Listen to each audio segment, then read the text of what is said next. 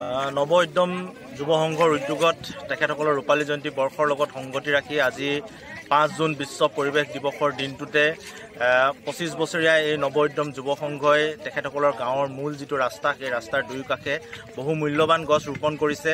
নৱ উদ্যম যুৱ সংঘৰ এই 25 বছৰীয়া ৰূপালী জয়ন্তী বৰ্ষৰ লগত সংগতি ৰাখি তেখেতসকলে হাতত লোৱা এই পদক্ষেপক সমগ্ৰ ৰাইজে আমি শলাগ জ্ঞাপন কৰিছোঁ আৰু আজি উপস্থিত হ'বলৈ পাই নথৈ আনন্দিত হৈছোঁ।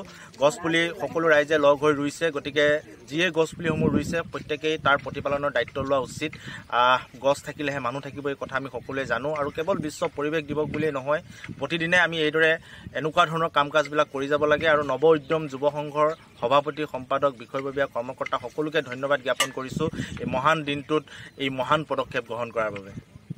উমা গোহাঁই ডাঙৰীয়া আমাৰ মাজত উপস্থিত আছে আৰু আমাৰ অতিকে মৰমৰ সমাজকৰ্মী তথা আছুৰ প্ৰাক্তন নেতা শংকৰজ্যোতি বৰুৱা ডাঙৰীয়া আমাৰ মাজত আছে। আমি কাৰ্যসূচীৰ মাজলৈ আগবাঢ়ি যোৱাৰ আগতে তেওঁলোকক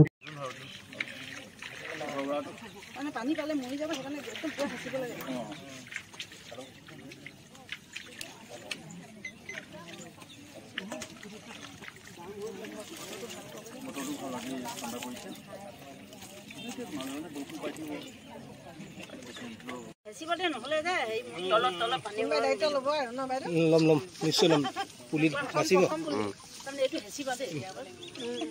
সেইটো একদম সেইটো কথা দিছোঁ। আৰু অলপ বেছি দিয়ক।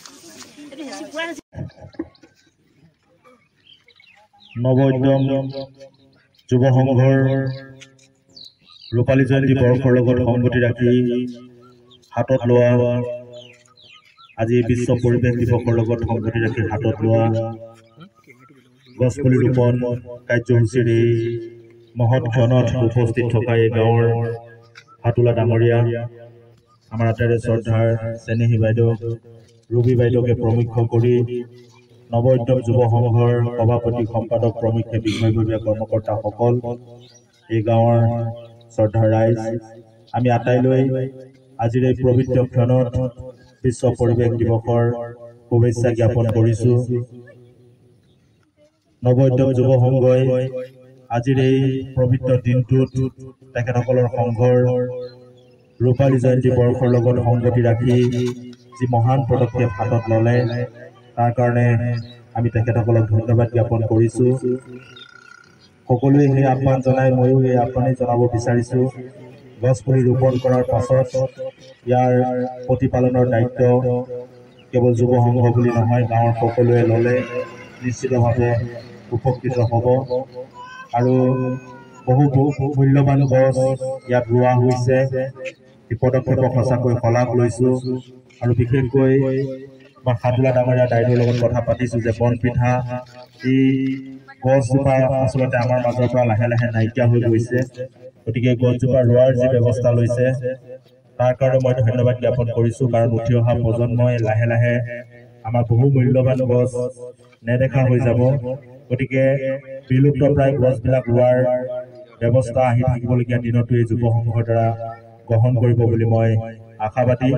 এই গাঁৱৰ পৰিৱেশ, এই গাঁৱৰ শৈক্ষিক পৰিৱেশ, অৰ্থনৈতিক পৰিৱেশ, এই সকলোতে এই গাঁৱৰ যুৱকসকলে একলগ হৈ এই গাঁওখনক আগবঢ়াই লৈ যাব, তাকে কামনা কৰি সকলোকে পুনৰ বিশ্ব পৰিৱেশ দিৱসৰ শুভেচ্ছা জ্ঞাপন কৰিছোঁ আৰু নৱ উদ্যম যুৱ সংঘক ৰূপালী জয়ন্তী বৰ্ষৰ গৌৰৱৰ বাবে তেখেতসকলকো বিশেষভাৱে শুভেচ্ছা জনাই মোৰ বক্তব্য সামৰিছোঁ। ধন্যবাদ।